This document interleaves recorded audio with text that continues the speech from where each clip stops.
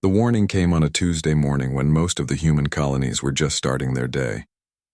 Captain Jake Morrison was drinking his coffee on the bridge of the UES Liberty when the communication console started blinking with an urgent priority message. The red lights meant only one thing. Someone important wanted to talk, and they wanted to talk now. "Captain, we're receiving a transmission from Luna Station," said Lieutenant Sarah Kim from her position at the communications desk. "It's Admiral Rodriguez herself, sir. She wants to speak with all ship commanders immediately." Morrison set down his coffee cup and straightened his uniform. Admiral Lisa Rodriguez was the head of the Human Colonial Defense Force, and she didn't call meetings unless something serious was happening. In the 12 years since humanity had started expanding beyond Earth, there had been only 3 such emergency calls. Each time it meant bad news. "Put her through to the main screen," Morrison ordered. Around him, the bridge crew stopped their routine work and turned to listen. They could sense the tension in their captain's voice. The screen flickered to life, showing Admiral Rodriguez sitting at her desk on Luna Station. Her usually calm face looked worried, and there were dark circles under her eyes that suggested she hadn't slept much lately. Behind her, Morrison could see other officers moving around with the quick, nervous energy that meant crisis management. "Attention all ship commanders," Admiral Rodriguez began without her usual pleasantries. "We have received an official communication from a species calling themselves the Kethran Empire. They have given us 30 days to abandon all colonies beyond the Sol system, or they will begin what they call systematic eradication of human settlements." A cold silence fell over the Liberty's bridge. Morrison felt his stomach drop as the words sank in. Systematic eradication was a polite way of saying genocide. Someone wanted to wipe out every human being living outside of Earth's solar system, and they had given humanity a month's notice like it was an eviction. The Kethran ambassador delivered this message personally to our diplomatic station at Alpha Centauri, the Admiral continued. "According to our intelligence reports, the Kethrans have been expanding their territory for over 300 years. They have never lost a significant military engagement. Every species they have contacted has either submitted to their demands or been completely destroyed." Morrison's tactical officer, Commander Alex Turner, leaned forward in his chair. "Admiral, what do we know about their military capabilities?" Rodriguez's expression grew even more grim. "More than I would like, Commander. Our long-range sensors have detected their fleet movements over the past 6 months. They possess energy shield technology that makes our weapons largely ineffective. Their plasma cannon systems can cut through our armor like paper. They also have faster-than-light communication that allows their ships to coordinate perfectly across vast distances." Dr. Emma Sullivan, the Liberty's chief science officer, spoke up from her station. "Have we attempted diplomatic contact? Perhaps we can negotiate some kind of compromise." "We tried," Rodriguez replied. The ambassador was very clear. They view our expansion as a threat to their dominance in this region of space. According to Kethran doctrine, there can be only one dominant species in any given sector. They intend to make sure that species is them. Morrison stood up from his captain's chair and walked closer to the screen. "What are our defensive capabilities, Admiral? How many ships can we field?" "We have 47 operational vessels of cruiser class or larger," Rodriguez answered. "But Jake, I need to be honest with you and every other commander listening to this briefing. Our military analysts have run the numbers. In a direct confrontation with Kethran forces, we have less than a 15% chance of victory. They are simply too advanced, too well-organized, and too experienced." The bridge of the Liberty fell quiet again. 15% was not the kind of odds that inspired confidence. Morrison looked around at his crew and saw fear in their eyes. But also something else. A stubborn anger that someone would threaten their homes and families. "Admiral," Morrison said carefully, "what happens if we refuse to leave the colonies?" Rodriguez was quiet for a long moment before answering. "Then we fight, Captain. We fight with everything we have, knowing that we will probably lose. But the alternative is abandoning 12 colonies with over 2 million human beings who have built their lives among the stars. We leave them to the mercy of an empire that doesn't believe in mercy." Morrison thought about the colonies he had visited during his years of service. New Denver with its mining operations that employed thousands of families. Kepler Station where scientists were working on revolutionary new technologies. Proxima Colony where farmers were growing food that could feed the entire human population. These weren't just military installations, they were homes. "Has there been any response from the colonial governments?" asked Commander Turner. Governor Patricia Wells of New Denver sent a very short message, Rodriguez said with a slight smile. She said, and I quote, "Tell the Kethrans they can kiss our human rear ends." Governor Frank Davis of Kepler Station was slightly more diplomatic, but the message was the same. None of the colonies are willing to abandon their homes. Dr. Sullivan looked up from her console where she had been reviewing data. Admiral, I've been studying the information about Kethran military tactics. They seem to follow very precise, predictable patterns. Every engagement follows the same basic structure. They arrive in perfect formation, eliminate defensive capabilities with overwhelming firepower, then demand surrender. When the enemy surrenders, they are relocated or destroyed according to Kethran policy. That's correct, Doctor, Rodriguez confirmed. They are extremely efficient and professional in their approach to warfare. They win through superior technology and perfect execution of proven tactics. Morrison walked back to his chair, thinking about what he had heard. The Kethrans sounded like the kind of enemy that humanity was least equipped to fight, disciplined, advanced, and completely ruthless. But something about their approach bothered him. They were too perfect, too predictable. Admiral, I volunteer the Liberty for the first defensive action, Morrison announced. His crew looked at him with surprise, but he could see approval in their faces. If the Kethrans want to fight, we should show them what human determination looks like. Captain Morrison, I appreciate your courage, but you understand the odds, Rodriguez said seriously. This isn't a battle we can win through bravery alone. Maybe not, Admiral, Morrison replied. But sometimes the point isn't winning. Sometimes the point is making sure the other guy knows he's been in a fight. If we're going to lose anyway, let's make sure we make it cost them something. Other voices began speaking up on the communication channel as ship commanders across the human fleet volunteered for combat duty. Captain Nicole Johnson of the stealth ship Shadow requested permission to begin reconnaissance missions. Admiral Frank Davis offered to coordinate fleet movements. The list of volunteers grew longer as every commander in the human navy stepped forward. Admiral Rodriguez listened to the responses and nodded slowly. Very well. We have 30 days to prepare. I want every ship checked and ready for combat. I want our engineers working on any modifications that might give us an advantage. And I want our diplomatic corps to send one final message to the Kethran Empire. What should the message say, Admiral? Asked Lieutenant Kim. Rodriguez smiled for the first time during the briefing, but it was not a friendly smile. Tell them that humanity respectfully declines their generous offer to surrender. Tell them that if they want our colonies, they're welcome to come and take them. But remind them that humans have a saying. If you pick a fight with humanity, you'll need more than skill. You'll need luck. The communication ended, leaving the Bridge of the Liberty in thoughtful silence. Morrison looked out at the stars through the main viewing port and wondered how many of those distant suns would soon see human blood spilled in their light. The Kethrans were coming, and humanity would meet them with everything they had. It wasn't going to be enough, but it was going to be interesting. 3 weeks after the ultimatum, the first Kethran ships appeared at the edge of the Kepler system. Captain Jake Morrison watched the sensor readings on his bridge and felt his mouth go dry. 3 ships had dropped out of faster-than-light travel near the outer planets, and they were like nothing humanity had ever built. The Kethran destroyers were sleek and elegant, shaped like silver arrows with energy fields shimmering around their hulls.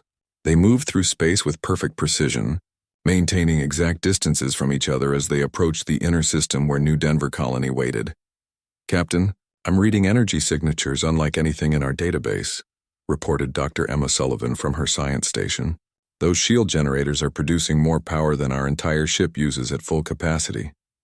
Morrison studied the tactical display where Commander Alex Turner was tracking the approaching enemy ships. The Kethrans were not hurrying. They moved at a steady pace that suggested complete confidence in their superiority. There was no rush because they knew the outcome was already decided. How long until they reached New Denver? Morrison asked. At their current speed, approximately 6 hours, Turner replied. They're giving the colonists time to evacuate or surrender. That's very considerate of them, Morrison said with bitter humor. He activated the ship-wide communication system. All hands, this is the captain. We are about to engage an enemy force that outguns us in every category. Our job is not to win this fight. It's to show them that humans don't back down. Every person on this ship volunteered to be here. Now let's make sure we're worthy of that choice. The Liberty was not alone in the void. Two escort frigates, the Boston and the Denver, had joined Morrison's ship for this first engagement. They were good ships with experienced crews, but they looked tiny compared to the approaching Catherine destroyers. Lieutenant Ben Carter was in the fighter bay, doing final checks on his small craft. The fighter squadron had 12 ships total, and Carter knew they were essentially flying coffins against Catherine technology. But someone had to try to slow down the enemy bombers when they came for the colony. "Fighter squadron ready for launch, Captain," Carter reported over the communication system. His voice was steady, but Morrison could hear the tension underneath. In the engineering section, Chief Engineer Maria Santos was making final adjustments to the Liberty's power systems. She had bypassed several safety protocols to give the ship more energy for shields and weapons. It was dangerous. The reactor could overload and destroy the ship, but dying in an explosion was preferable to watching helplessly as the Catherines destroyed human colonies. "Engineering reports ready for combat operations," Santos called out. "Captain, I've pushed our systems beyond recommended limits. We'll have more power, but I can't guarantee how long we can maintain it." Morrison nodded. "Understood, Chief. Do whatever it takes to keep us fighting." The two fleets approached each other across the empty space between planets. Morrison could see the Catherine ships more clearly now on the main screen. They were beautiful in their deadly perfection, every line designed for maximum efficiency in combat. The humans had built their ships for exploration and trade, then added weapons as an afterthought. The difference showed. "Captain, we're receiving a transmission from the lead Catherine vessel," reported Lieutenant Sarah Kim. "Put it through," Morrison ordered. The main screen showed a Catherine commander in an elegant uniform. The alien was tall and thin with pale blue skin and large dark eyes that seemed to look right through Morrison. When it spoke, its voice was calm and precise. "Human vessel, you are interfering with a lawful cleansing operation. Remove your ships from this system immediately, or you will be destroyed along with the illegal colony." Morrison stood up and faced the screen. "This is Captain Morrison of the United Earthship Liberty. New Denver is a legally established human colony. We will not abandon it to alien invaders." The Catherine commander studied Morrison for a moment as if looking at an interesting but ultimately unimportant specimen. "Very well, Captain Morrison. Your destruction will serve as an example to other human colonies. Resistance is futile against the Catherine Empire." The communication ended, and the enemy ships immediately began their attack. Morrison barely had time to order evasive maneuvers before brilliant beams of energy lanced across space toward his small fleet. The first shots missed, but Morrison could feel the heat as they passed close to the Liberty's hull. "Return fire," Morrison ordered. The human ships opened fire with their projectile weapons and energy cannons. The shots struck the Catherine shields and simply disappeared in flashes of light. The enemy barriers absorbed the attack with no visible effect. "Our weapons are having no impact, Captain," Turner reported with frustration in his voice. The second Catherine volley was more accurate. One energy beam struck the frigate Boston directly, cutting through its armor plating like it was made of paper. The ship broke apart in a brilliant explosion that lit up the darkness. 23 human lives ended in an instant. "Boston is gone," Turner said quietly. "Denver is taking heavy damage." Morrison watched the frigate Denver struggling to stay in the fight. Half its weapons were destroyed, and atmosphere was bleeding from multiple hull breaches, but the ship kept firing, its crew refusing to give up even as their vessel died around them. The third Catherine attack finished the Denver. The frigate tried to ram one of the enemy destroyers in a final desperate move, but the Catherine ship simply moved aside with impossible grace. The Denver drifted past and exploded when its damaged reactor finally gave up. Now the Liberty faced 3 enemy ships alone. Morrison's crew worked frantically at their stations trying to find some way to hurt the enemy, but every shot bounced off the Catherine shields and every enemy hit tore through human armor. "Hull breach on Deck 5, Santos reported from engineering. "We're losing life support in sections 7 through 12.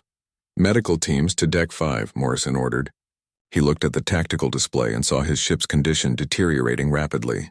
They had lost most of their weapons and were down to emergency power. It would be over soon. Lieutenant Carter and his fighter squadron attacked the Catherine ships with desperate courage. The small craft darted between the enemy vessels, firing their light weapons and trying to distract the Catherines from finishing off the Liberty. One by one, the fighters were picked off by precise energy fire. Carter's ship was the last to die, exploding in a brilliant fireball as he attempted a suicide run against the lead destroyer. That's our fighter squadron gone, Turner reported. Morrison studied the tactical situation and made a decision that surprised his own crew. Instead of trying to escape, he ordered the Liberty to charge directly at the nearest Kethrin ship. The human vessel's damaged engines pushed it forward at maximum speed. "Captain, what are you doing?" Dr. Sullivan asked. "Something they won't expect," Morrison replied. The Kethrin commander watched with apparent confusion as the badly damaged human ship approached at ramming speed. The alien vessels had perfect sensors and could easily avoid collision, but they seemed puzzled by the tactic. Their military doctrine had no provisions for enemies who attacked with suicide runs when clearly defeated. At the last possible moment, Morrison ordered emergency reverse thrust. The Liberty didn't ram the Kethrin destroyer, but it passed close enough to scrape against the enemy's energy shields. For just an instant, the two ships were almost touching. That instant was enough. Chief Santos had been waiting for this moment. She triggered an electromagnetic pulse from the Liberty's damaged communication array, channeling all the ship's remaining power into a burst of energy that disrupted electronics at close range. The Kethrin destroyer's shields flickered and failed. For perhaps 10 seconds, the enemy ship was vulnerable. It wasn't enough time to destroy the destroyer, but it was enough to surprise its crew. The Kethrin commander stared at his displays in shock as his perfect ship suddenly developed system failures. No enemy had ever managed to damage a Kethrin vessel in 300 years of conquest. The shields came back online, but the Liberty was already limping away at maximum speed. The human ship was more dead than alive, with hull breaches on every deck and most systems failing. But they had done something impossible. They had hurt a Kethrin ship. Morrison collapsed into his captain's chair as the adrenaline began to fade. Around him, his surviving crew worked to keep the Liberty operational long enough to escape the system. They had lost 2 ships and over 100 human lives, but they had learned something important about their enemy. The Kethrins could be surprised. Their technology could be disrupted. They were not invincible gods of war. They were just very advanced, very confident, and very unused to enemies who fought back when they should surrender. As the Liberty struggled toward the edge of the system, Morrison activated the communication system one more time. "All human ships and colonies, this is Captain Morrison of the Liberty. The enemy can be hurt. Their shields can fail. They are not invincible. We can make them bleed." Behind them, the Kethrin destroyers continued toward New Denver Colony. They would complete their mission and destroy the human settlement. But their commander was filing a report about the strange human behavior that would puzzle Kethrin military analysts for weeks to come. "How do you plan for an enemy that attacks when they should surrender?"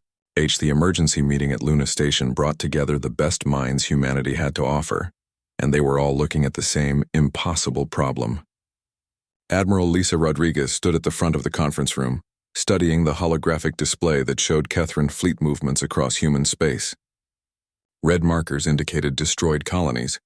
Yellow markers showed colonies under attack. There were no green markers left. New Denver fell 3 days ago, Admiral Rodriguez reported to the assembled officers and scientists. Kepler Station was destroyed yesterday. The Kethrins are moving through our territory systematically, exactly as they promised. Captain Jake Morrison sat at the conference table with his arm in a medical support brace. The Liberty was in dock for emergency repairs and half his crew was in the hospital. But he had insisted on attending this meeting because he had seen something in that first battle that might be important. "Admiral, the Kethrins follow very predictable patterns," Morrison said. "They arrive in perfect formation, they demand surrender, they attack with overwhelming force. It's like they're following a textbook that never changes." Dr. Ryan Mitchell, a theoretical physicist from Earth's research stations, leaned forward with interest. "Captain Morrison is correct. I've been analyzing all available data on Kethrin military engagements over the past 3 centuries. They use identical tactics in every single battle. The formations never change. The attack sequences are always the same. It's actually remarkable how consistent they are." Admiral Frank Davis, a veteran commander who had been fighting pirates and raiders for 20 years, shook his head. "Consistency is what makes them effective. They've perfected their methods through centuries of conquest. Why would they change something that works?" "Because perfection can become predictability," said Captain Nicole Johnson from her chair near the back of the room. She commanded the stealth reconnaissance ship Shadow, and she had been tracking Kethrin movements since the war began. I've been watching their fleets for 2 weeks now. They maintain exact spacing between ships. They follow identical patrol routes. They even eat meals at the same time every day. Dr. Emma Sullivan, who had survived the Liberty's first engagement, was studying data on a portable computer. The question is whether we can exploit their predictability. We still can't match their technology or firepower. Rodriguez walked to the holographic display and highlighted several human colonies that were still intact. We have perhaps 2 weeks before the Kethrins reach Proxima Station. That's our largest civilian population. Over 500,000 people. If we're going to make a stand anywhere, it has to be there. Morrison studied the tactical situation and felt a cold certainty settle in his stomach. The human fleet had maybe 8 operational ships left, and most of those were damaged from previous engagements. Against a full Kethrin battle fleet, they would last maybe 10 minutes. Dr. Mitchell, you mentioned something about exploiting Kethrin predictability, Morrison said. What did you have in mind? Mitchell stood up and moved to the display controls. I call it Project Wildcard. Instead of trying to match Kethrin military efficiency, we embrace chaos. We become completely unpredictable. The holographic display changed to show a comparison between human and Kethrin tactical approaches. The Kethrin side was organized, logical, and methodical. The human side looked like random scribbles. Every military engagement in galactic history follows certain basic principles. Mitchell continued. You establish objectives, you deploy resources efficiently, you minimize casualties, you maintain command structure. The Kethrins have perfected these principles. Admiral Davis frowned. Those principles exist because they work, Doctor. Military chaos leads to military defeat. Not necessarily, Morrison said, beginning to understand Mitchell's idea. The Kethrins have never faced an enemy that completely abandons military logic. They don't have tactics for dealing with chaos because civilized species don't fight that way. Captain Johnson nodded agreement. I've observed Kethrin responses to unexpected events. When something happens that isn't in their tactical database, they have to stop and analyze before responding. That creates delays. Chief Engineer Maria Santos had been quiet during most of the meeting, but now she spoke up from her position near the wall. Captain Morrison, remember what happened when we disrupted their shields? They didn't know how to respond because no one had ever done it before. Rodriguez looked around the room at the faces of her officers. They were talking about abandoning 3 centuries of human military doctrine in favor of organized insanity. It should have been impossible to consider seriously. What specifically are you proposing, Dr. Mitchell? She asked. We remove every safety protocol, every standard procedure, every logical limitation from our remaining ships, Mitchell replied. We turn our vessels into weapons that no rational military would ever build. We attack when we should retreat. We retreat when we should attack. We make decisions that make no sense according to any tactical manual ever written. Santos stepped forward. I can modify our ships for maximum unpredictability, remove reactor safety limits for more power, install mining charges as weapons, rig communication arrays as electromagnetic pulse generators. Everything the Kethrins don't expect. Colonel Steve Hughes, who commanded the Colonial Marine Forces, had been listening with growing excitement. My Marines can prepare for boarding actions using cargo haulers and maintenance pods as assault vehicles. If we can't outfight their ships, maybe we can capture them using methods they've never seen. Morrison stood up despite the pain in his injured arm. Admiral, it's crazy enough that it might work. The Kethrins expect us to fight like a proper military. What if we fight like desperate humans instead? Rodriguez was quiet for a long moment considering the proposal. Project Wildcard represented everything that professional military officers were trained never to do. It abandoned discipline, ignored logistics, and embraced chaos as a weapon. It was either brilliant or completely insane. Dr. Mitchell, what are the odds of success? She asked. Unknown, Mitchell replied honestly. There's no historical precedent for this kind of approach. We're essentially conducting an experiment in applied chaos theory, using the survival of humanity as the test. Captain Johnson looked up from her datapad. Admiral, I've been calculating Kethrin response times to unexpected events. On average, they need 47 seconds to analyze and respond to tactics outside their database. That's not much, but it might be enough. Enough for what? Rodriguez asked. Morrison smiled for the first time since the war began. Enough to hurt them. Enough to make them doubt themselves. Enough to show the galaxy that humans don't give up just because the odds are impossible. Santos was already sketching modifications on her portable computer. Admiral, I need 72 hours to modify our remaining ships. The Liberty is in the worst shape, but I can turn her into something the Kethrans have never seen before. Hughes was planning marine operations on his tablet. Give me 48 hours to train boarding parties in zero-gravity assault techniques. We'll use equipment and tactics that no civilized military would consider. The room fell silent as everyone waited for Admiral Rodriguez to make her decision. She looked around at the faces of her officers and saw determination mixed with desperate hope. They all knew it was probably a suicide mission, but it was better than surrendering without a fight. Very well, Rodriguez said finally. Project Wildcard is authorized. I want every remaining human ship modified for maximum chaos. I want our Marines trained for impossible boarding actions. I want our pilots prepared to fly missions that violate every safety regulation ever written. She paused and looked directly at Morrison. Captain, the Liberty will lead this attack. Are you prepared for that responsibility? Morrison nodded. Yes, Admiral. If we're going to embrace chaos, we might as well do it properly. Dr. Mitchell began distributing data pads with technical specifications for the ship modifications. Ladies and gentlemen, we're about to conduct the most dangerous military experiment in human history. The Kethrans think they know how humans fight. Let's show them how wrong they are. As the meeting broke up, officers and scientists hurried away to begin preparations for humanity's desperate gamble. In 72 hours, they would face the most powerful military force in the galaxy, using tactics that no rational species would ever attempt. It was going to be the most chaotic battle in galactic history. And for the first time since the war began, that gave humanity an advantage. The modifications to the Liberty took exactly 71 hours and 37 minutes. When Chief Engineer Maria Santos finished her work, the ship barely resembled the vessel that had limped back from the first engagement with the Kethrans. It looked like something that had been built by a committee of mad scientists with a grudge against safety. Regulations Captain Jake Morrison walked through his transformed ship and wondered if they had all lost their minds. The bridge now had jury-rigged control systems that bypassed every safety protocol. The reactor core was running at 140% of rated capacity, held together by emergency patches and desperate hope. The weapon systems included mining charges, industrial cutting lasers, and electromagnetic pulse generators that had been designed for communication, not warfare.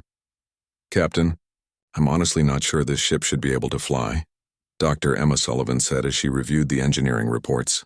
By every law of physics and safety engineering, we should have exploded already. Morrison settled into his captain's chair, which now had additional control panels welded to the armrests. That's the point, Doctor. We're doing things that make no sense. The Kethrans won't know how to respond because no rational enemy would build a ship like this. Lieutenant Sarah Kim looked up from her communication station, which now included equipment that could generate electronic interference strong enough to jam entire fleets.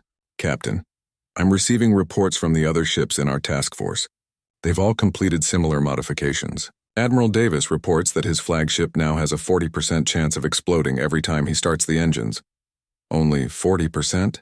Morrison asked with dark humor. We're doing better than expected. The human task force consisted of 8 ships, all of which had been modified beyond recognition. The vessels included converted cargo haulers, mining ships that had been armed with military weapons, and even a luxury liner that had been turned into a mobile electromagnetic warfare platform. It was the strangest fleet in human history. Sergeant Tony Garcia reported to the bridge to brief Morrison on the marine preparations. Captain, my boarding teams are ready. We've practiced assault techniques using maintenance pods, cargo containers, and emergency escape vehicles. The Kethrans designed their ships to repel military boarding craft, but I don't think they've planned for attacks using garbage scows and fuel tankers. Morrison nodded. How many Marines do we have ready for boarding operations? 237 volunteers, sir, Garcia replied. Every one of them understands this is a one-way mission. We're not planning to come back from those Kethran ships. The plan was insane by any reasonable military standard. Instead of fighting a traditional space battle, the humans intended to use their modified ships as delivery systems for boarding parties. They would ram, crash, and explode their way onto Kethran vessels, then fight hand-to-hand combat in the enemy corridors while their ships died around them. Captain Nicole Johnson's voice came over the communication system from the stealth ship Shadow. All ships, this is reconnaissance. The Kethran fleet has arrived at Proxima Station. I count 12 battleships, 30 cruisers, and approximately 60 support vessels. They're demanding surrender from the civilian population. Morrison felt his blood run cold. The Kethran force was the largest they had assembled during the entire war. They intended to end human resistance with overwhelming power, destroying Proxima Station as an example to any other species that might consider opposing them. How long until they begin bombardment operations? Morrison asked. They're following standard Kethran protocol, Johnson replied. 6 hours for civilian evacuation, then systematic destruction of all installations. Admiral, they're being very methodical about it. Admiral Frank Davis, commanding the modified cargo hauler UES Defiance, spoke over the fleet communication channel. All ships, this is Admiral Davis. We proceed with Project Wildcard as planned. Remember, we're not trying to win this battle through superior firepower. We're trying to create enough chaos to give the Kethrans nightmares about fighting humans. Morrison activated his ship-wide communication system. All hands, this is the captain. In 2 hours, we will engage the largest Kethran fleet ever assembled. Our job is not to survive. It's to be so unpredictable, so chaotic, so completely insane that the Kethrans will think twice before attacking another human colony. The Liberty's crew worked at their stations with calm efficiency. They had accepted that they were probably going to die, and that acceptance had freed them from fear. Chief Petty Officer Carlos Rivera led damage control teams that were prepared to keep the ship fighting even after it should have been destroyed. Dr. Mitchell had joined the bridge crew to monitor the effectiveness of their chaos theory, tactics in real combat. 2 hours later, the human fleet approached the Kethran Armada near Proxima Station. The difference in size was overwhelming. 8 modified human ships against over 100 Kethran vessels in perfect formation. It should have been a massacre that lasted maybe 5 minutes. The Kethran fleet commander, a veteran named Thexnal, who had overseen the destruction of 47 enemy species, watched the approaching human ships with contempt. His sensors showed vessels that were barely space-worthy, held together with emergency repairs and jury-rigged modifications. It would be an insult to call it a battle. Signal the human commander, Thexnal ordered. Offer them the chance to surrender before we destroy them. The communication channel opened, and Thexnal found himself looking at a human officer who appeared to be sitting in what looked like a makeshift command center. I am Fleet Commander Thexnal of the Kethran Empire. Surrender immediately and you will be granted quick deaths. Morrison smiled at the alien commander. This is Captain Morrison of the Human Colonial Defense Force. We respectfully decline your generous offer. If you want our colonies, come and take them. Thexnal ended the communication and gave the order to attack. The Kethran fleet opened fire with precise, overwhelming volleys designed to destroy the human ships in the first exchange. But instead of dying quickly, the human vessels did something completely unexpected. They scattered in random directions. The Liberty dove straight down relative to the plane of battle, then spun end over end while firing mining charges at random intervals. The Defiance accelerated directly toward the largest Kethran battleship at ramming speed, while broadcasting electronic interference on all frequencies. The converted luxury liner began spinning like a top while launching escape pods in every direction. What are they doing? Thexnal demanded of his tactical officer. Unknown, Commander, the officer replied while studying sensor data. Their movements follow no logical pattern. They appear to be random. The human ships continued their chaotic assault, employing tactics that made no military sense. Some vessels fired all their weapons simultaneously, then shut down all systems and drifted like debris. Others accelerated at dangerous speeds while broadcasting distress signals and emergency evacuation notices. The Liberty actually began transmitting what appeared to be cooking recipes on military communication frequencies. Thexnal watched his perfectly organized battle dissolve into confusion. His ships were designed to respond to logical enemy actions, but the humans weren't behaving logically. They were employing tactics that violated every principle of military science.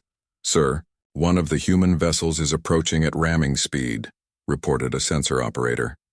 Destroy it, Thexnal ordered. But as the Kethran guns targeted the approaching ship, it suddenly split apart. What had appeared to be a single vessel was actually 3 ships held together with magnetic clamps. The pieces flew in different directions while launching clouds of metallic, chaff that confused sensors and disrupted targeting systems. Morrison watched the Kethran response from the Liberty's bridge and smiled. They're slowing down their attack patterns. Dr. Mitchell, are you seeing the delay in their reaction times? Confirmed, Captain, Mitchell replied while studying his instruments. Kethran response time to unexpected events is increasing. They're having trouble processing our tactics because we're not following any recognizable patterns.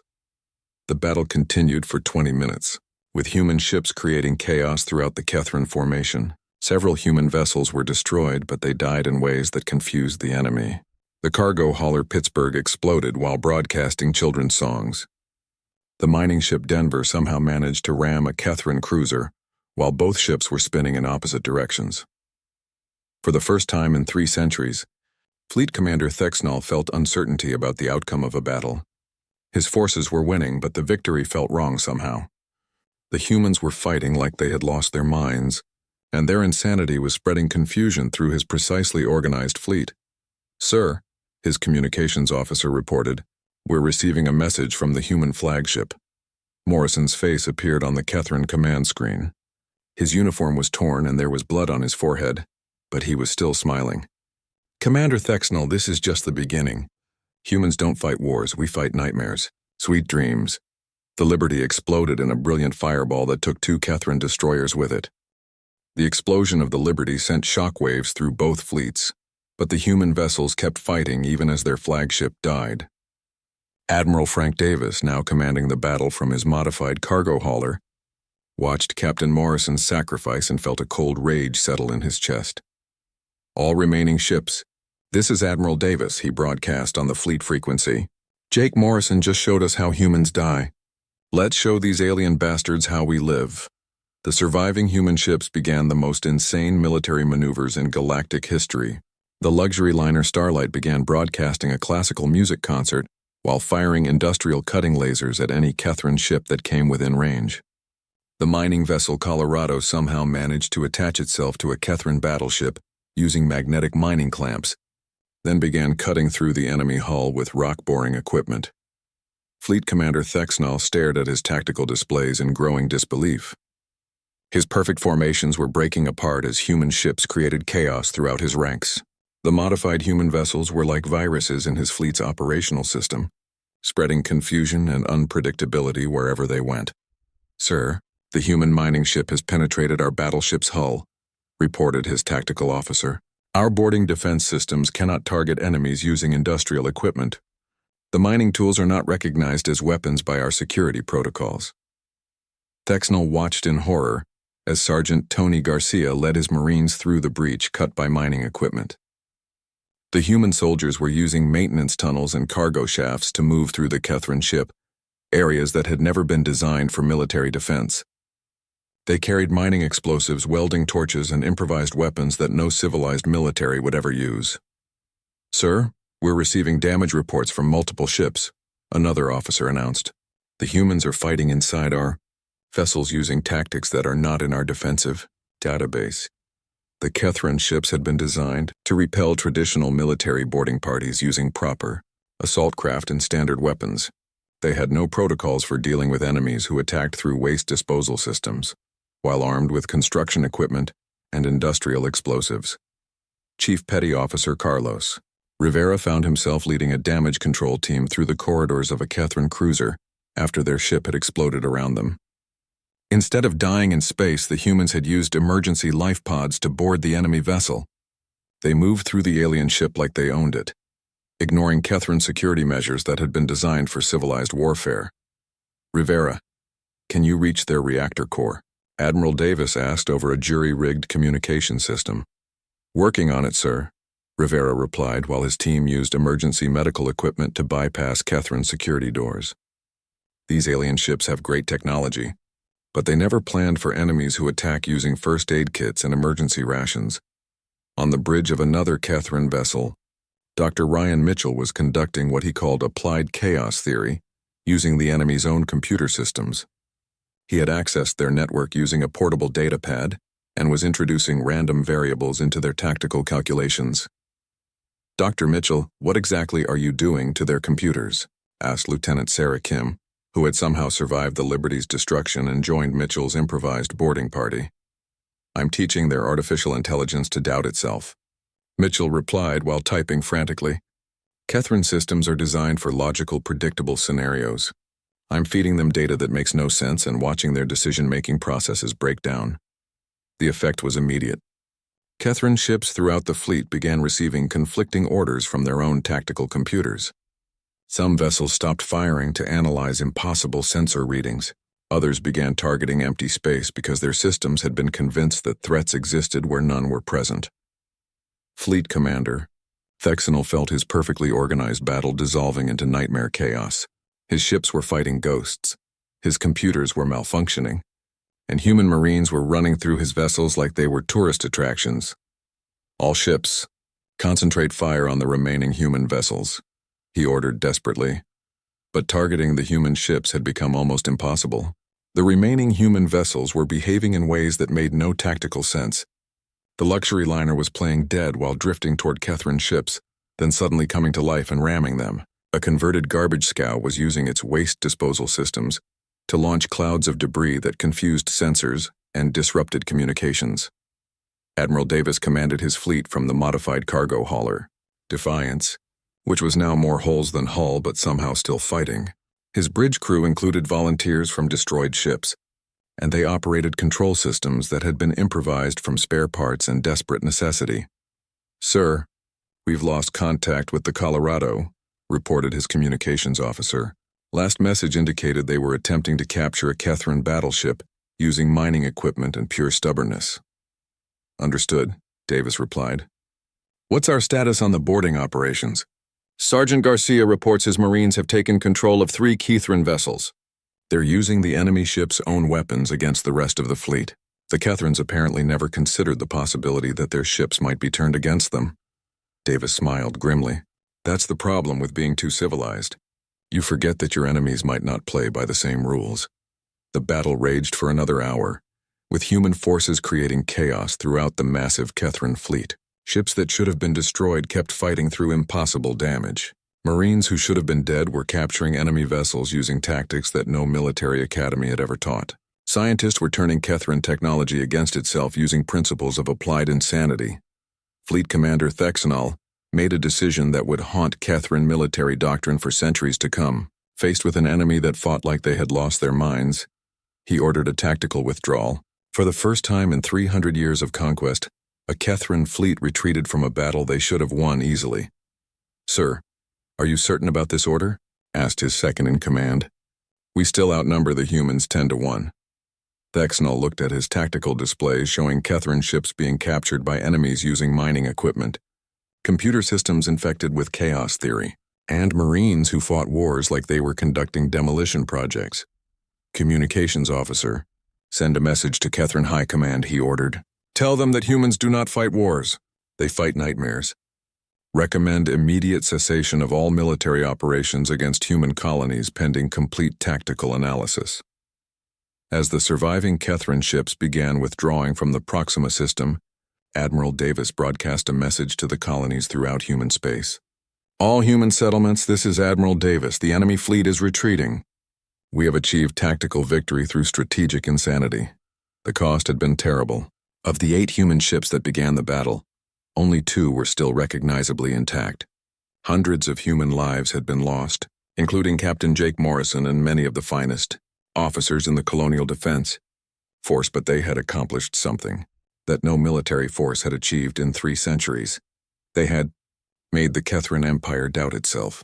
Dr. Emma Sullivan, who had somehow survived both the Liberty's destruction and the subsequent boarding actions, found herself on the bridge of a captured Catherine battleship. The enemy vessel was now under human control, operated by Marines using instruction manuals they couldn't read and equipment they didn't understand. "Dr. Sullivan," Admiral Davis called over the communication system, "what's your analysis of Catherine technology now that we've had a chance to examine it up close?" Sullivan looked around at the elegant alien control systems and smiled. "Admiral, their technology is magnificent, but it's designed by a species that forgot how to improvise. Every system has safety protocols, backup procedures, and logical failsafes. They've eliminated chaos from their civilization so completely that they can't cope with enemies who embrace it. The withdrawal of the Kethran fleet sent shockwaves throughout the galaxy. Species that had cowered before Kethran might for centuries began to whisper about the humans who had made the invincible Empire retreat through pure, applied madness. In the months that followed, Kethran military analysts would study the Battle of Proxima Station and struggle to understand what had happened. Their reports described human tactics as militarily impossible and tactically incoherent. They recommended avoiding further conflict with humanity until better methods could be developed for fighting enemies who had clearly lost their minds. 3 months after the Battle of Proxima Station, the galaxy was a very different place. News of the Kethran retreat had spread through every trade route, every diplomatic channel, and every backroom conversation from the core worlds to the Outer Rim territories. The species that had dominated galactic politics for 3 centuries had been forced to withdraw by a group of humans using tactics that made no military sense. Admiral Lisa Rodriguez stood in the command center at Luna Station, reviewing reports from across human space. The Kethran Empire had not attempted another attack, but their intelligence networks were working overtime trying to understand what had happened at Proxima Station. Admiral, we're receiving a priority transmission from the Altarian Republic, reported Captain Nicole Johnson, who had been promoted after her reconnaissance work during the battle. They're requesting a military alliance against potential Kethran expansion into their territory.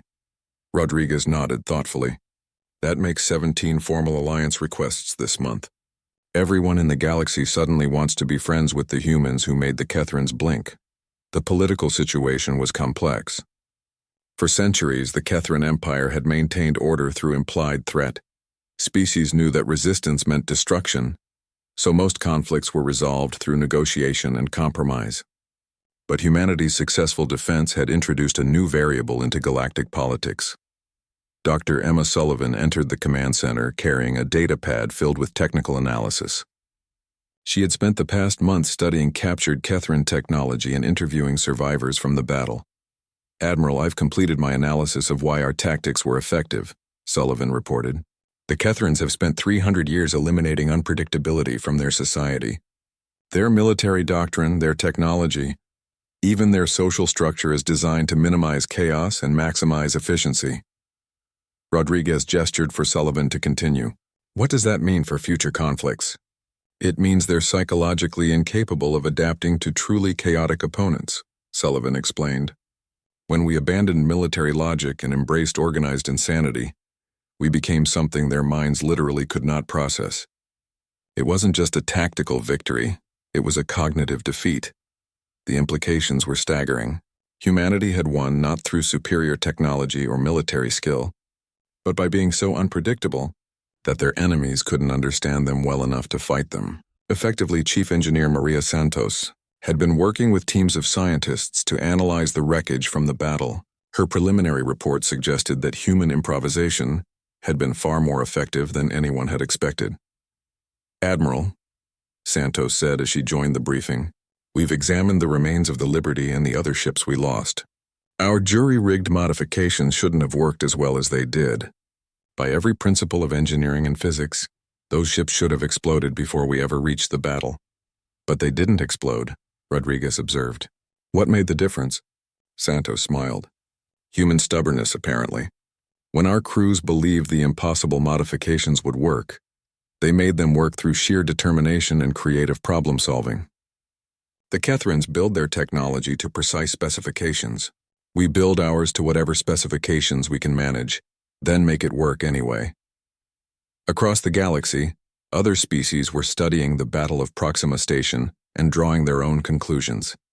The Altarian Republic had begun modifying their military doctrine to include human-style chaos tactics. The Centauri Trade Federation was hiring human engineers to introduce unpredictability into their defensive systems. But the most significant changes were happening within the Kethran Empire itself. Fleet Commander Thexnell had been relieved of duty pending investigation into his retreat from Proxima Station.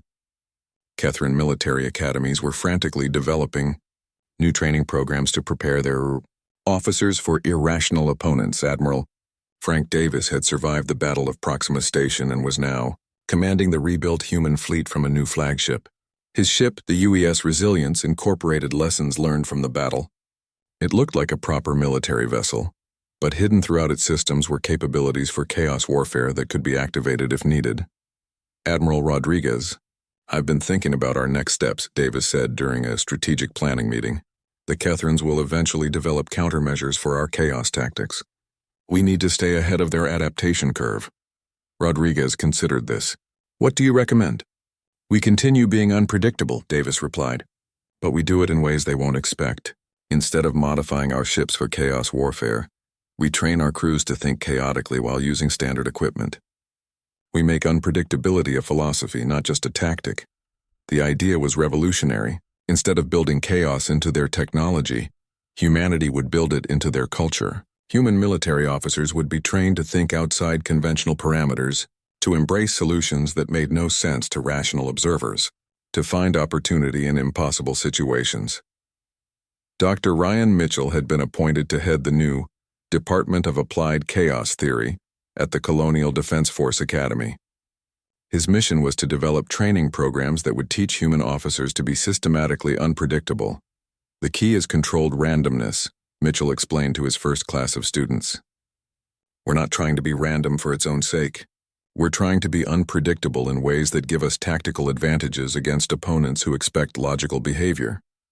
The students, mostly young officers who had volunteered for the experimental program, listened with fascination as Mitchell described combat scenarios where the correct tactical decision was the one that made no sense to outside observers. "For example," Mitchell continued, "imagine you're commanding a damaged ship against superior enemy forces. Conventional tactics would suggest either fighting until destroyed or attempting to escape. But what if you surrendered, allowed the enemy to capture your ship, then activated a hidden self-destruct sequence while their boarding party was examining your vessel?" One student raised her hand. "Sir, that would be considered a war crime under galactic military conventions," Mitchell smiled. "Only if you're fighting opponents who follow galactic military conventions. The Kethrans don't recognize human rights, so human obligations under those conventions become flexible." Throughout human space, the lessons of the Battle of Proxima Station were being incorporated into every aspect of colonial defense. Mining operations developed contingency plans for converting their equipment into military hardware within hours. Civilian transports were modified with hidden capabilities that could transform them into combat vessels if needed. The most significant change was psychological. Humans throughout the colonies had learned that they could face impossible odds and still find ways to survive. The Kethran ultimatum had been intended to break human morale, but humanity's successful resistance had accomplished the opposite. Governor Patricia Wells of New Denver, which had been rebuilt after its destruction, issued a statement that captured the new human attitude. "Let this be a message to any species that thinks humans will surrender when faced with superior force. We don't surrender. We don't retreat. We don't accept defeat. We find ways to win that our enemies never saw coming." The statement was broadcast throughout the galaxy and translated into dozens of languages. It became known as the human doctrine and fundamentally changed how other species viewed humanity's role in galactic politics.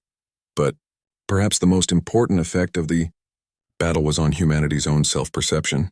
For the first time since expanding into space, humans saw themselves not as junior members of galactic civilization, but as a species with unique capabilities that even the most advanced empires could not match. Admiral Rodriguez understood that humanity stood at a crossroads. They could use their newfound reputation to become just another military power in the galaxy, or they could continue to be something entirely different, a species that solved problems through creative insanity and refused to accept that any challenge was impossible. She made her choice and issued orders that would define humanity's future among the stars. All human colonies and military units will maintain readiness for chaos warfare protocols. We will never again allow any enemy to predict our responses or understand our capabilities. If they want to fight humanity, they'll need more than superior technology. They'll need luck. 2 years after the Battle of Proxima Station, the Kethran Empire was struggling with problems it had never faced in 3 centuries of expansion. Fleet Commander Yexadal reviewed intelligence reports in his office aboard the massive battleship. Inevitable victory, and every report told the same disturbing story. "Sir, the Altarians have refused our settlement demands for the 4th time this month," reported his intelligence officer. "They claim they have formed a mutual defense pact with the human colonies." Yexadal studied the holographic display showing the Altarian system. By traditional Kethran doctrine, the small republic should have surrendered immediately when faced with superior force. But the humans had introduced a new concept into galactic politics, the idea that inferior forces could still resist successfully. "What military assets do the Altarians possess?" Yexdal asked. 12 patrol ships and a single orbital defense platform," his officer replied. "However, our intelligence indicates they have hired human military advisors and have begun implementing what they call chaos warfare protocols." The phrase made Yexdal's blood run cold. Chaos warfare had become the nightmare of every Kethran military commander. How do you plan for enemies who abandon logic? How do you counter tactics that make no sense? The questions had been tormenting Kethran strategic planners for 2 years. Meanwhile, in the Altarian system, Dr. Ryan Mitchell was conducting a training exercise that would have horrified any traditional military observer. Altarian defense forces were practicing combat maneuvers that violated every principle of space warfare ever developed. "Remember," Mitchell told the Altarian pilots over the communication system, "the key to chaos warfare is doing what your enemy least expects. If they expect you to retreat, attack. If they expect you to attack, do something completely different." Lieutenant Commander Zara Vextal, the lead Altarian pilot, tried to implement Mitchell's instructions during a simulated combat scenario. Instead of engaging the simulated enemy ships in traditional formation combat, she ordered her squadron to scatter in random directions while broadcasting children's entertainment programs on military frequencies. "Dr. Mitchell, this feels completely wrong," Vextal reported. "Every instinct tells me we should be coordinating our attack patterns." "That's exactly why it will work against the Kethrans," Mitchell replied. "They've spent centuries fighting enemies who follow their instincts. When you abandon your instincts and embrace controlled chaos, you become something they can't understand." The training exercise continued with Altarian forces employing increasingly bizarre tactics. Ships fired their weapons in random directions to create confusion. Pilots shut down their engines at critical moments to simulate equipment failures. Some vessels actually broadcast surrender messages while simultaneously launching surprise attacks. To traditional military observers, it looked like complete insanity. But Mitchell was teaching the Altarians something that humanity had learned during the Battle of Proxima Station. Sometimes insanity was the most effective military strategy available. Back in human space, Admiral Lisa Rodriguez was dealing with a different kind of problem. The success of chaos warfare had attracted attention from species throughout the galaxy, and many of them wanted to hire human military advisors for their own defense needs. "Admiral, we now have formal requests for military assistance from 47 different species," reported Captain Nicole Johnson. "Everyone wants to learn human chaos warfare techniques." Rodriguez reviewed the list of requests and felt overwhelmed.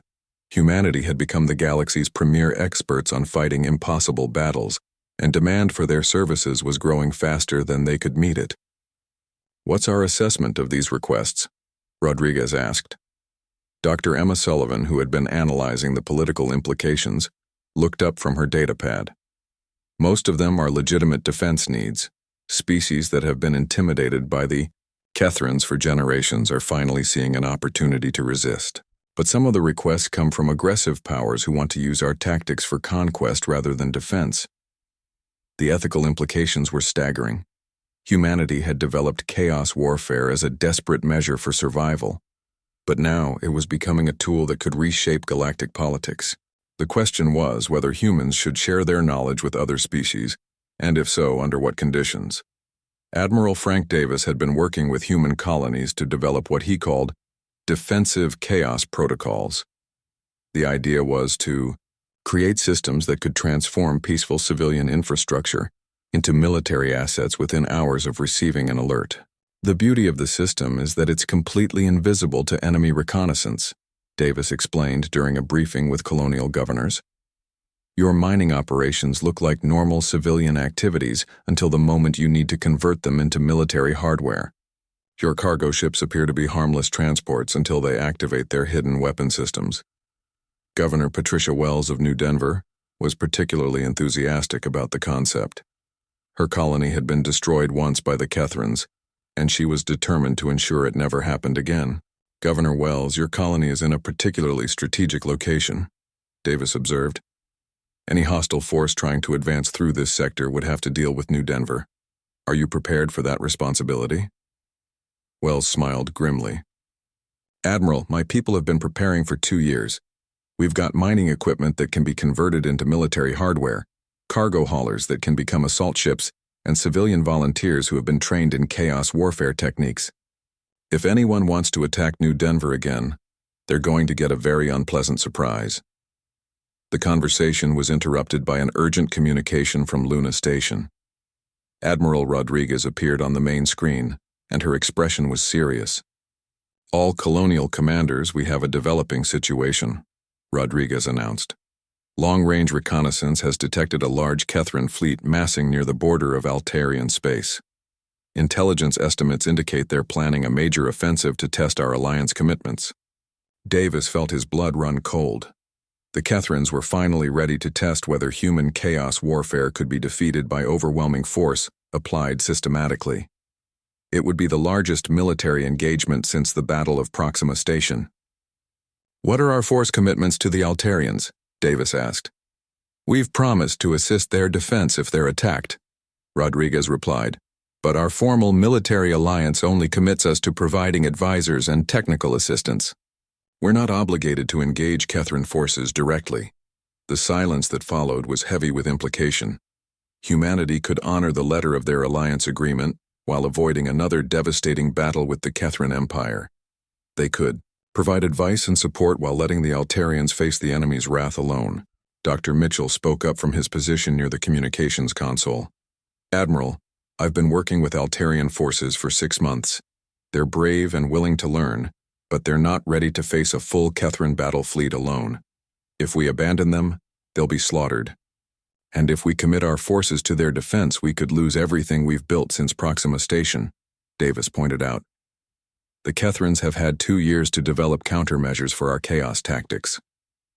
Rodriguez was quiet for a moment, considering the impossible choice. Humanity could preserve its strength by letting the Altarians face the Kethrans alone. Or they could honor the spirit of their alliance by risking everything in another desperate battle. All commanders, Rodriguez finally said, I want your honest assessment. Can chaos warfare work against an enemy that's had 2 years to prepare countermeasures? Chief Engineer Maria Santos had been listening from her workshop where she was developing new modifications for human ships. Admiral, the Kethrans think they understand chaos warfare because they've studied our previous battles, but chaos isn't a tactic you can counter with preparation. It's a philosophy that adapts to whatever countermeasures your enemy develops. Dr. Sullivan added her analysis. The Kethrans are trying to solve chaos warfare like it's a mathematical equation. They're developing systematic responses to systematic problems. But what if we don't use systematic chaos? What if we use completely spontaneous insanity? Governor Wells leaned forward with interest. What do you mean, Doctor? I mean, we don't plan our chaos tactics in advance, Sullivan explained. We show up to the battle and improvise our insanity in real time, based on whatever opportunities present themselves. No battle plan, no predetermined tactics, no organized chaos. Just pure, spontaneous human stubbornness applied to whatever situation develops. The idea was terrifying and brilliant at the same time. Instead of trying to outthink the Kethrans, humanity would abandon thinking altogether and rely on their ability to improvise solutions to impossible problems. Admiral Rodriguez made her decision. All human forces will respond to the Altarian request for assistance. We're going to show the galaxy that chaos warfare isn't just about tactics. It's about refusing to accept that any battle is unwinnable. As human ships throughout the colonies began preparing for another impossible fight, word spread through the galaxy that humanity was about to face the Kethran Empire again. This time everyone would be watching. to see if the species that had won through organized insanity could do the combined human and Altarian fleet that assembled at the edge of Altarian space was the strangest military force in galactic history. Admiral Lisa Rodriguez commanded from her flagship UES Determination, watching as ships arrived from across human territory. Some were proper military vessels, but many were converted cargo haulers, mining ships, and even a luxury cruise liner that had been volunteered by its civilian crew. Admiral, final count shows 37 human vessels and 12 Altarian ships, reported Captain Nicole Johnson. Total crew complement is approximately 8,000 humans and 3,000 Altarians. Rodriguez studied the tactical display showing the approaching Kethran fleet. Intelligence reports indicated over 200 enemy vessels, including massive battleships that had never been defeated in combat. The odds were worse than they had been at Proxima Station. Dr. Mitchell, what's your assessment of our Altarian allies? Rodriguez asked. Dr. Ryan Mitchell had been working with Lieutenant Commander Zara Vextal and her pilots for the past week, teaching them advanced chaos warfare techniques. They're enthusiastic learners, Admiral, but they're still thinking too logically. Altarian culture values reason and careful planning. It's difficult for them to embrace true chaos. Admiral Frank Davis joined the conversation from his position aboard the UES Resilience. Maybe that's not a weakness, Dr. Mitchell. What if we use the Altarians as our logical component while human forces provide the chaos? A combination of rational tactics and complete insanity might be more effective than either approach alone. The idea had merit. The Kethrans had spent 2 years preparing for human chaos warfare, but they might not be ready for an enemy force that combined chaotic human tactics with logical Altarian. Strategy Chief Engineer Maria Santos had been working around the clock to modify the fleet's capabilities. Unlike the desperate jury rigging before Proxima Station, this time the modifications were carefully planned to appear normal until activated. Admiral, all ships now have hidden chaos warfare capabilities, Santos reported. External sensors will show standard military vessels, but we can activate randomized systems within minutes of engagement. The Kethrans won't know what we're really capable of until we start using it. Lieutenant Commander Vextal approached Admiral Rodriguez with a proposal that surprised everyone. Admiral Rodriguez, I request permission for Altarian forces to serve as bait for the initial engagement. Let the Kethrans focus their attention on our logical tactics while your human forces prepare their chaos assault. Rodriguez studied the young Altarian officer with respect. That's a dangerous assignment, Commander. The Kethrans will concentrate their firepower on your ships first. Yes, Admiral, Vextal replied calmly. But Altarians have been afraid of the Kethrans for 50 years. It's time we stopped being afraid and started being angry. The battle began 12 hours later when the massive Kethran fleet arrived in Altarian space. Fleet Commander Yextal, aboard the inevitable Victory, observed the combined enemy force with satisfaction. His intelligence reports had been accurate. The humans had brought a mixed fleet of military and civilian vessels, while the Altarians provided a small number of patrol ships. Signal the enemy fleet, Yextal ordered. Demand their immediate surrender. The communication channel opened to show Admiral Rodriguez on the bridge of the Determination. Behind her, Yextal could see human and Altarian officers working together at their stations. This is Fleet Commander Yextal of the Kethran Empire, he announced. You are vastly outnumbered and outgunned. Surrender immediately and your deaths will be swift. Rodriguez smiled politely. This is Admiral Rodriguez of the Human Colonial Defense Force. We appreciate your concern for our welfare, but we respectfully decline your generous offer. We're here to assist our Altarian friends in defending their home. Yextal ended the communication and gave the order to attack. The Kethran fleet advanced in perfect formation, their energy weapons charging for the devastating first volley that had broken enemy resistance for 3 centuries. But instead of the chaotic human response he had expected, Yextal watched the enemy fleet organize into logical defensive formations. The Altarian ships took positions that made tactical sense, while the human vessels provided supporting fire from reasonable distances. Sir, the enemy is behaving rationally, reported his tactical officer with surprise. Continue the attack, Yextal ordered, but he felt uneasy. After 2 years of studying human chaos tactics, his fleet had been prepared for unpredictable insanity. Logical resistance was actually more difficult to counter, because his officers had become accustomed to expecting the unexpected. The first exchange of fire went exactly as Kethrin doctrine predicted. Superior Kethrin technology overwhelmed Altarian defenses, and several enemy ships were destroyed. But the surviving vessels continued fighting with disciplined courage that impressed even Yextal. Lieutenant Commander Vextal commanded her remaining ships with brilliant tactical skill, using traditional maneuvers to buy time for the human forces. Her pilots followed her orders with precision, accepting casualties to maintain formation integrity. Human vessels are maintaining supporting positions, Yextal's sensor operator reported. They appear to be following standard military doctrine. Yextal nodded with satisfaction. The humans had learned from their previous victory and were now fighting like a proper military force. It would make them much easier to defeat. That was when Admiral Rodriguez activated the hidden chaos protocols. Suddenly, the human ships began behaving exactly as they had at Proxima Station, but with improvements developed over 2 years of planning. The luxury cruise liner Starlight began broadcasting children's entertainment programs while launching escape pods filled with electronic warfare equipment. The mining ship Colorado started using its ore processing systems to create clouds of metallic dust that interfered with Kethrin sensors. But the real surprise came from the cargo haulers.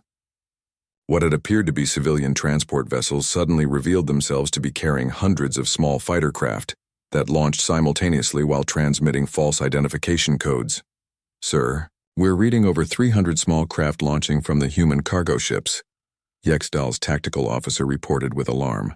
"Our sensors cannot distinguish between genuine fighters and decoys."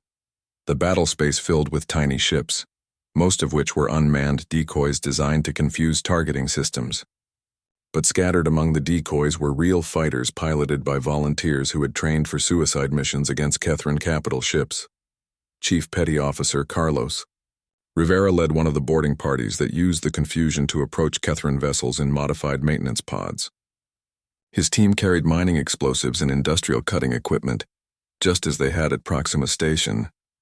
Rivera to Admiral Rodriguez, he reported over the communication system. "We're approaching the enemy flagship. Request permission to demonstrate human hospitality." "Permission granted," Rodriguez replied. "Show them how we welcome uninvited guests." Rivera's team cut through the hull of the inevitable Victory using mining equipment and began moving through the ship's maintenance systems. The Kethrins had installed additional security measures since Proxima Station, but they were designed to counter military boarding tactics, not industrial sabotage techniques. On the bridge of the inevitable Victory, Yextal watched his perfectly planned battle dissolve into the same nightmare chaos that had destroyed Fleet Commander Thexnol at Proxima Station. His tactical systems were overwhelmed by false targets. His communications were jammed by children's entertainment programs, and human boarding parties were moving through his ships using methods that no civilized military would consider. "Sir, human forces have penetrated our flagship's security," his communications officer reported. "They're using our own ventilation systems to move through the ship." Yextal felt the same crushing realization that had destroyed his predecessor's career. The humans had allowed him to think he understood their tactics, then revealed new levels of organized insanity that his forces were unprepared to counter. The Altarian forces, inspired by human example, began abandoning their logical tactics in favor of improvised chaos. Lieutenant Commander Vextal ordered her remaining ships to ram Kethrin vessels, while broadcasting surrender messages on all frequencies. Dr. Mitchell, who was aboard one of the human ships, monitored the Kethrin communication networks and detected something crucial. "Admiral Rodriguez, the enemy fleet is receiving conflicting orders from their own command structure. Their tactical computers are generating contradictory instructions." "Explain." "Doctor," Rodriguez requested while watching the battle unfold around her. "The Kethrins spent 2 years developing systematic responses to our chaos tactics," Mitchell replied excitedly. "But systematic responses require systematic situations.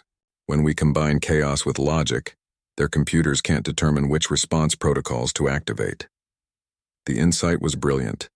By mixing logical Altarian tactics with chaotic human methods, the combined fleet had created a tactical environment that the Kethrin computers literally could not process. Their artificial intelligence systems were designed to respond to either logical or chaotic enemies,